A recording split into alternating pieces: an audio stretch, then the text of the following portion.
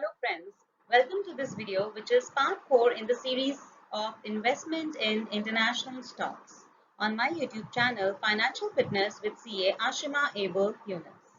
As I mentioned in part 1 of this series, the US stock market is home to some of the best stocks in the world like Facebook, Google, Apple, Tesla, etc. Buying such stocks allows you to participate in their growth story while diversifying your investment portfolio beyond the Indian stock market.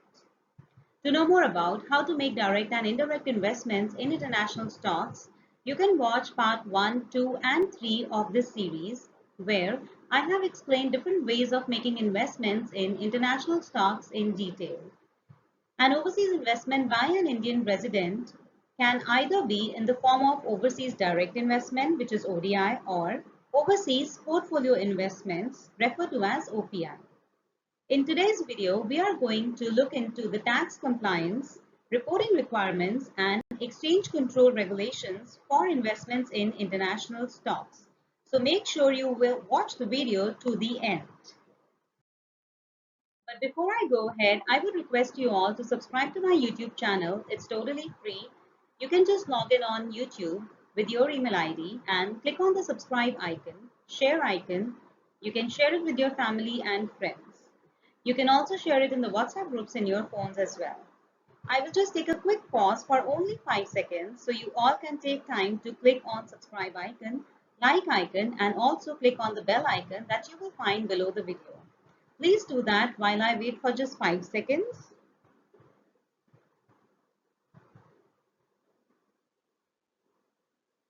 Okay, so now I'll quickly introduce myself for the new viewers. I am CA Ashima, a professionally qualified chartered accountant, a certified auditor, and a certified ERP implementation consultant, specializing in tax, finance, IT, and audits.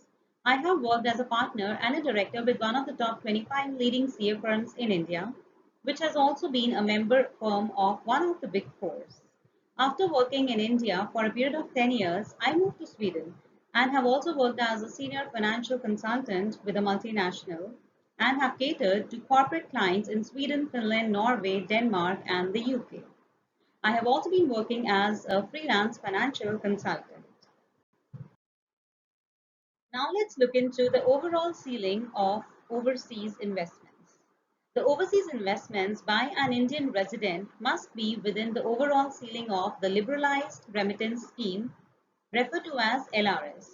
Under LRS, an Indian resident can utilize an amount equivalent up to 250,000 US dollar, which is nearly rupees 1.9 crores per financial year, which is from April to March cumulatively, towards permissible investments and other purposes such as private visits outside India, gifts or donations, maintenance of relatives abroad, medical treatment abroad, education abroad, etc.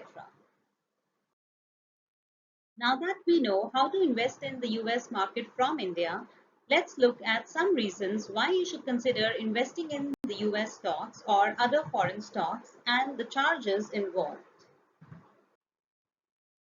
Let's understand the applicability of tax collected at source, referred to as TCS.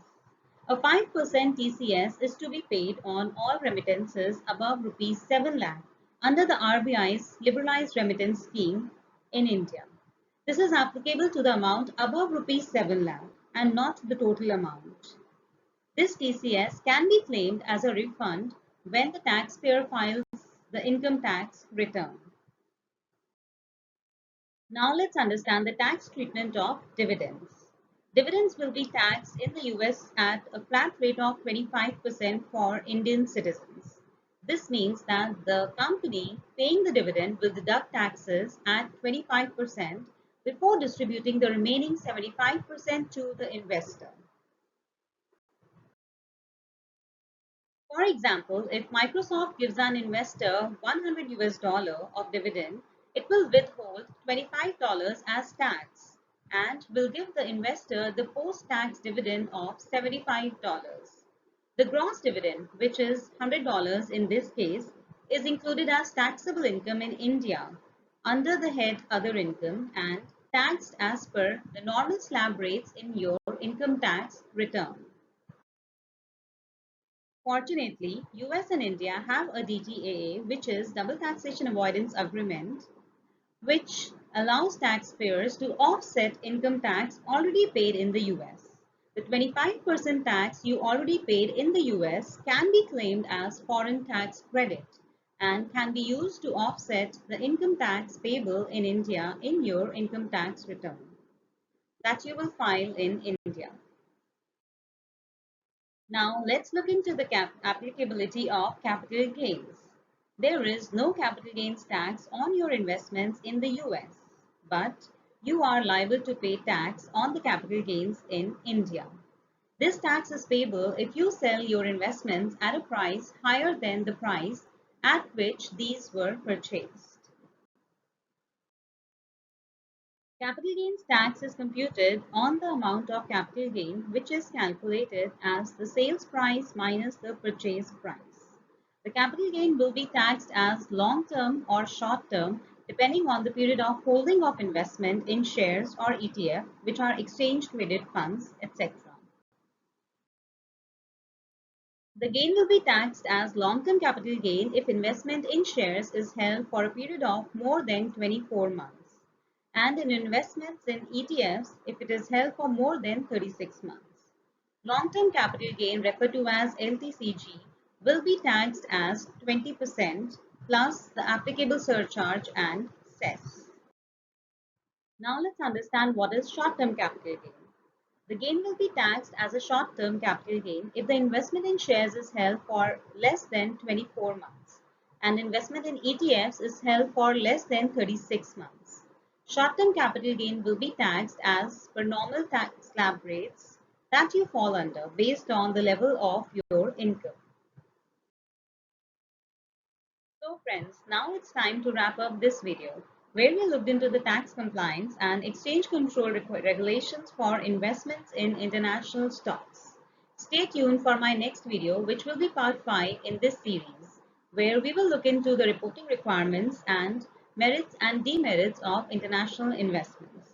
You can also watch my other videos where I have shared information about different schemes for making foreign remittances like $1 million scheme and LRS scheme for residents, and topics like how to achieve financial freedom and financial success, tax benefits on sale of property, cryptocurrency for beginners, best investment tips for beginners, tax benefits for returning NRIs like RNOR tax status, and how to save tax by taking benefits of double taxation avoidance agreements known as DTAAs between different countries, and many other videos related to financial planning and investments, which are not only relevant for NRIs but for all others as well.